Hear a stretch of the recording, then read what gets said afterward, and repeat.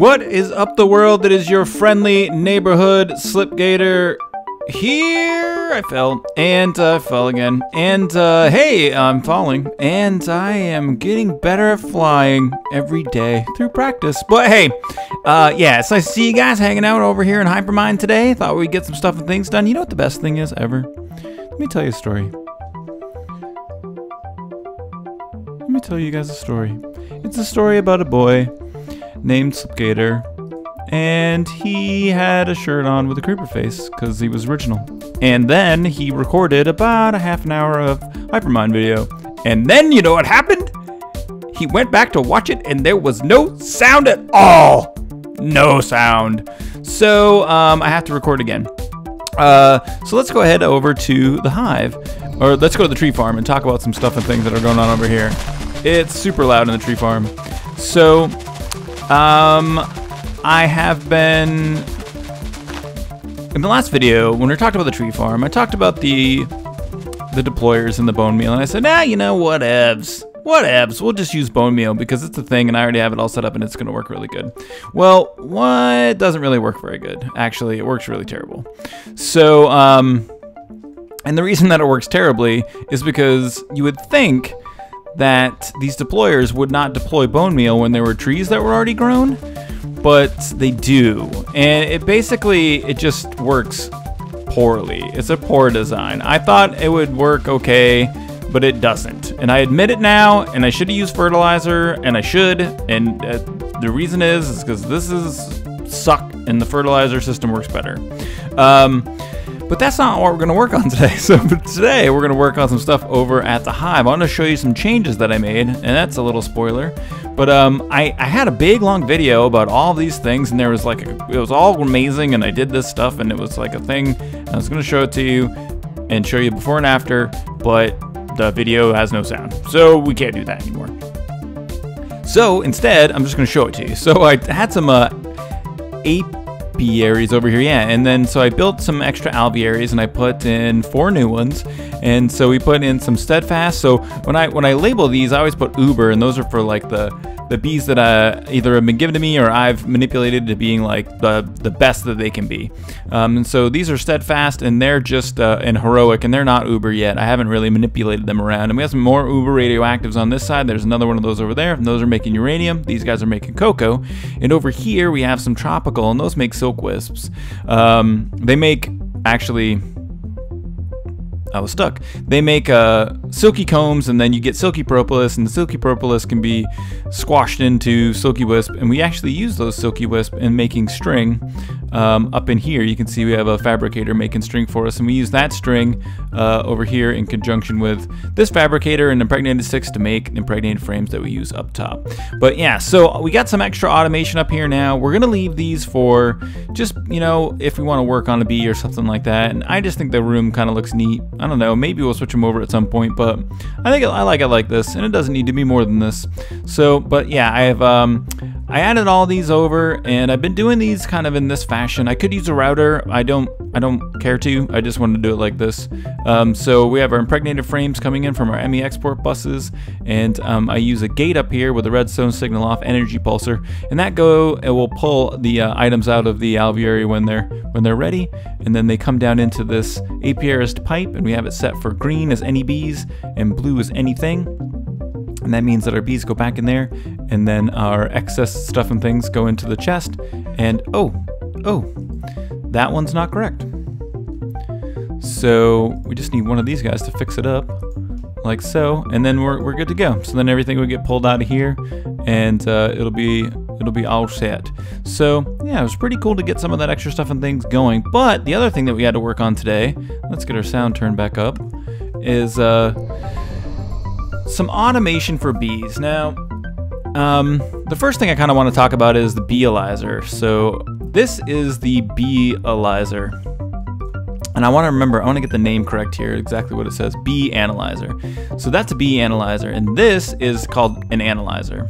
You can see it there, analyzer. So this bee analyzer and the analyzer, they're not the same thing, even close. So this is a computer craft component from what I understand. And this is the block that we actually want to use. So we're just going to stick this in here in case we ever do need that. But what we want to try to do today is set up some sort of automation for our gene pools. So we want our gene pools to kind of automatically know when we need to get bees in there and automatically pull the bees in. And I mean, this is filling up, but I mean, it's been a couple of months that it's taken to get that high. And what I've kind of been doing is manually feeding it, but we have thousands and thousands of bees in here. Now, there is a way to use deep storage to remove bee metadata, and I don't know how to, I can't figure it out. I was trying to figure out how to do it, and I can't figure out exactly how it works. So I might talk to Ironface or Lone Wolf later and see if we can figure something like that out. But for today, I thought we would try to just do something on our own and see what we can make happen. So we have our bee analyzer, whatever this is, just the analyzer, and it needs honey and bees, pretty much. So I'm gonna go ahead and take a couple minutes here, and I'm gonna work some magic in this area right here and see what I can come up with. We're gonna tear all this apart. We don't really need any of it anymore. We'll get that like that. Pull some of this out of here. And I would, for funsies, blow this into a million bits of bees. I would just break it, but I don't think I'm gonna break it because I don't think I want that humongous mess. Yeah, we're not gonna break it. I'm tempted to, but I'm not gonna. So we're gonna figure out something in this area right here, and yeah, I'll be right back with you guys.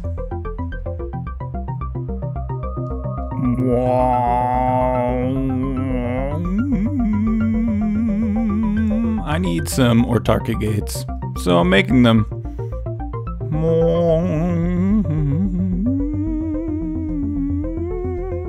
Okay, so we got something pretty straightforward here for you.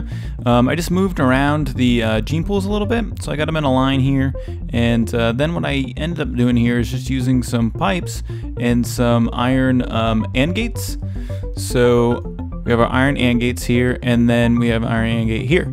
And so there's some pipe wire on there, you can see in the back there. And what I have these all set to is if inventory is empty, red pipe signal, and this says red pipe signal, energy pulsar.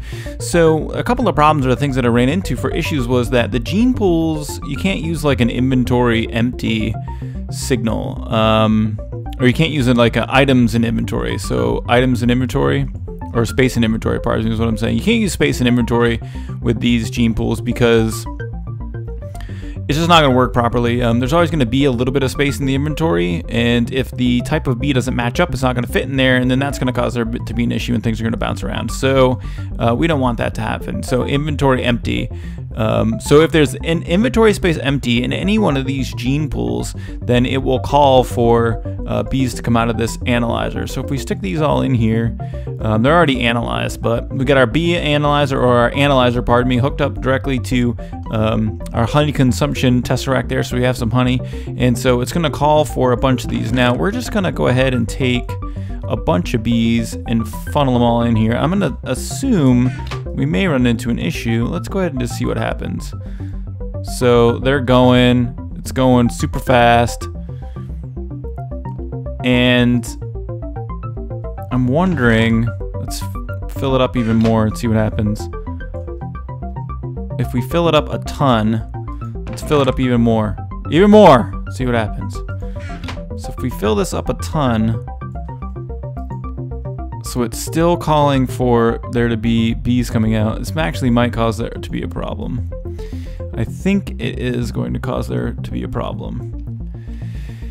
Because if we were to continuously, basically, if this analyzer had an unlimited pool of bees, it would constantly be asking for bees. So it's still going to continue to ask for bees. I think I got a solution, a pretty easy solution for how we're going to fix it. But yeah, so what's going on is all these are filling up, and that last guy is not getting filled up all the way. So because it's not getting filled up all the way, yeah, so once it fills up here, it's going to start bouncing bees back, and then they're going to sit in the system. Yeah, they're going to pop out. See? They're popping out. So it's not going to work. That is not going to work. So we got all these bees now stuck, popping out. Come on, guys. Any more? More? Keep coming. I can do it. I got all day. Okay. It's getting annoying. Thank you. All right, so it's not gonna work. This. I thought we were done. This is not gonna work, but I think I have a simple solution. So yeah, give me just a second. I'm gonna tinker around with stuff and I'll be back. ME to the rescue. So yeah, again, this is why ME is my favorite mod. So what I've done here is I have my analyzer and I have my liquid tesseract and I have a couple of export buses. Now I have a total of 15 different types of drones that I'm creating. And so I have 8 of them in here with the export bus on stack mode, and 7 of them in here and the export bus on stack mode.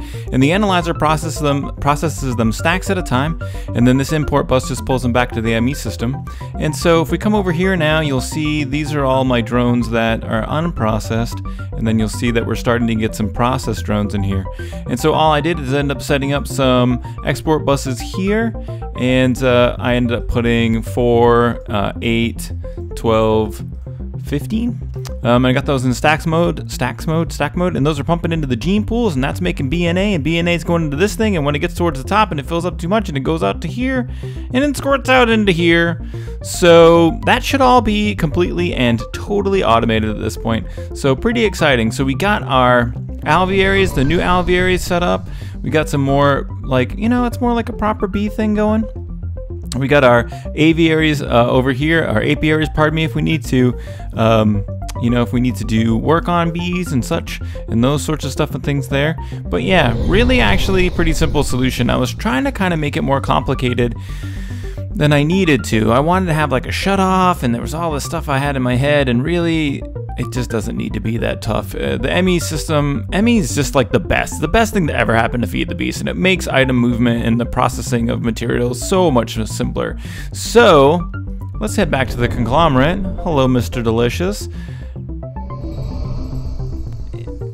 And yeah, so I think that's going to be it for today, guys. I thought maybe we'd have a fly around Hypermine and just talk about some more stuff and things. So yeah, thanks very much for watching. I really always appreciate your likes and comments on the video. If you have questions, let me know.